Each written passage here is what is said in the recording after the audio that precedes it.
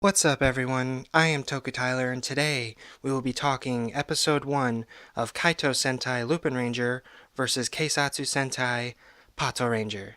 This is so awesome. I was so pumped going into this episode. I know you all were too, probably. If you're watching this video, you're just like me. You're like, this is awesome. This is a fantastic first episode. So first, I'm gonna just talk about the episode gradually, and then talk about certain pieces of information as well, and my opinions on, certain points in the episode. But it's gonna be fun. So, first, we open up on a casino that is being run by a mysterious man who turns out to be a gangler, the monster, the type of monster for this series, a gangler, and he's using a weird item from the Lupin collection to rig the games and basically steal humans' money, or a human's money, or everyone who goes to the casino and everything. So later on, in the scene, the Lupin Rangers crash through this window and just appear all cool looking and everything, and they're just what an entrance! I love it so far, and they give them a warning and just really really cool. And the mysterious man then transforms into the gangler form, and he summons the foot soldiers of the series, the Porter Men. They're cool looking though. I like the look of them. They're really interesting. But then the fight starts. They're blasting everything to hell. It's like so really really cool. And then they fight the monster, and Lupin Red goes in real close with his dial fighter and unlocks the safe in the gangler. Each gangler has a safe, a personal safe on their body. And I love that the dial fighter is like a safe cracker. I love that. That's so cool. And inside the safe is a six-sided die, like a really old and big six-sided die looking thing. It's really, really cool. So moving on, the monster then attacks them with an explosion attack, thus out of the flames, we see that they've transformed and survived the explosion, obviously. Even more cool. I love the Lupin Rangers so far. And then, just as they defeat the monster with one final attack, the Pato Rangers arrive. And I guess they're not really Pato Rangers yet. I'll explain later, but there's a reason for that. Then we see, later on, we see Lupin Red in the park of some sort. Um, Watching Pato and Ichigo, the red Pato Ranger, with a newspaper and all mad because people are saying that the thieves are doing a better job than the police with the ganglers and everything. It's really funny. And he then goes off and meets a man named Kogure, who's some sort of butler to the owner of the former owner of the Lupin collection and everything. And he's interesting. He's mysterious. I'll say that. And then later on, we see that the Lupin Rangers actually own some sort of restaurant, the Bistro Jurere or something like that. I hope I pronounced that right. But it's really really cool, and we get to see their names. Um, Lupin Red is called Kyrie. He's cool. Blue is Toma. Yellow is Umika. She's fun. I like Umika. She's cool. And then later on, we see something like the Pato Rangers base. I know I'm zooming, really fast through this stuff, but it's good information, and I need to. It's a lot of information. So we're at the Pato Rangers base, and we get to learn their names as well. Um, Patoran Ichigo is Keiichiro. Okay, he's cool. Patoran Nigo, the green one, is Sakuya, and pink is Tsukasa. And they're interesting characters. We don't really get to see much of them in the episode, but they're interesting at least. I like them. I like their banter, like the things they say to each other is really fun. And then we meet Commissioner Hilltop, who I think is an American actor speaking Japanese, which is kind of interesting. I don't really see that. He's not Japanese, I know that, but he's interesting. And then we see the robot for the team is Jim Carter. It's a weird name, but it's a fun robot. I don't know. It's interesting at least. And then I just a little thing personally, when when Pater and Ichigo, the red one, when he's really angry at Sakuya, and the pink one gives him a piece of candy. He says tasty, but he's still angry and staring him down. I personally love that moment. That was funny. And then we're back at the limo that Lupin Red and Kogure are in, and Lupin Red hands over the six-sided die to Kogure, who opens a book that has a picture of the die, and then he puts the item into the page, and it's like absorbed. It's really, really interesting. The book holds the Lupin collection, at least that's my understanding of it, which is cool.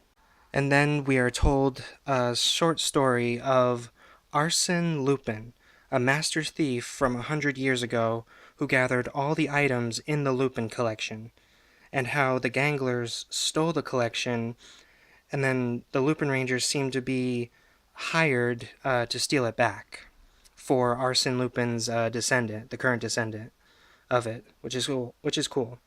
And then apparently, Kogure, the butler guy, promised the Lupin-Rangers something. We don't know what yet, but it's interesting. And then we are introduced to the Ganglers, the next base in the episode. We see that they're having some sort of celebration, some sort of party, talking about the Gangler who got defeated and how his casino was shut down and everything. And then we see the boss of the Ganglers walk into the room. His name is Dagranio Yaboon. He's very cool looking. I definitely believe that he's the boss. So he's interesting.